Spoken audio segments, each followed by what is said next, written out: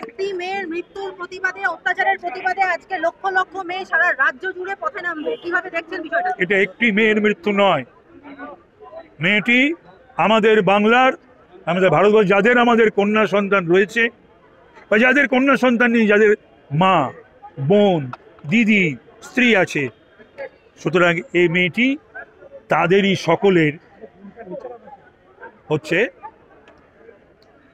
মানে ধারণ করছে, রূপ। সুতরাং এটা একটি মাত্র মেয়ে হিসাবে দেখলে হবে না।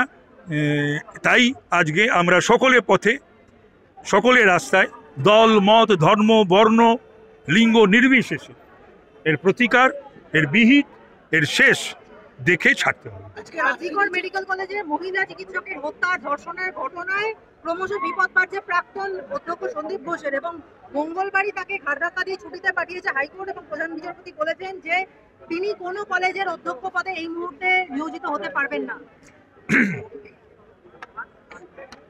মাননীয় প্রধান বিচারপতি যদি এটা বুঝতে পারেন, এটা বুঝতে পারলেন না আমাদের মহিলা মুখ্যমন্ত্রী, বুঝতে পারলেন না কলকাতা পুলিশের কমিশনার, বুঝতে পারলেন না অন্যান্য কর্তৃপক্ষ, স্বাস্থ্য দপ্তরের বা আরজি করের, লজ্জার কথা।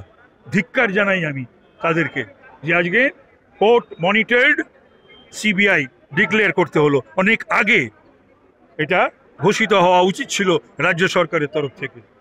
সেই সন্দীপ ঘোষ কি এতটাই প্রভাবশালী যে তাকে কোনোমতেই? আরে সন্দীপ ঘোষ তো বিষয় না, এটা একটা র্যাকেট, এটা একটা চক্র।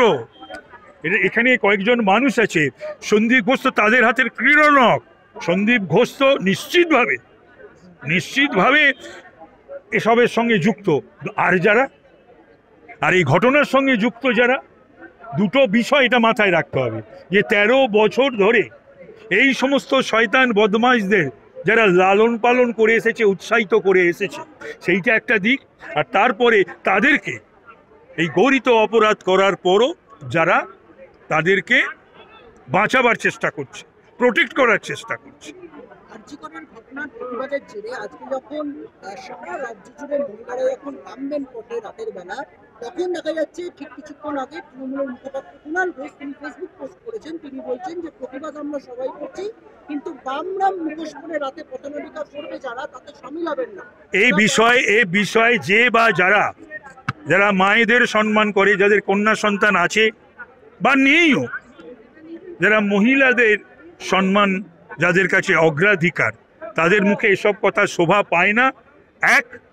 আর এ সমস্ত নিয়ে রাজনীতির কথা যেন কেউ না বলে। এই ব্যাপারে ঘটনা রাজনীতির ঊর্ধ্বে, এসব ঘটনা রাজনীতির ঊর্ধ্বে। বামরাম আবার কিসের? এ সমস্ত ঘটনায় বাংলার মহিলাদের বলাৎকার করা হবে, বাংলার মহিলাদের হত্যা করা হবে, আর এখানে রাজনীতি খুঁজে বেড়ানো হবে। দল মত ধর্ম বর্ণ নির্বিশেষে এই সরকারের অবসান চাই। আরজিকরের আসল অসুর নাকি একজন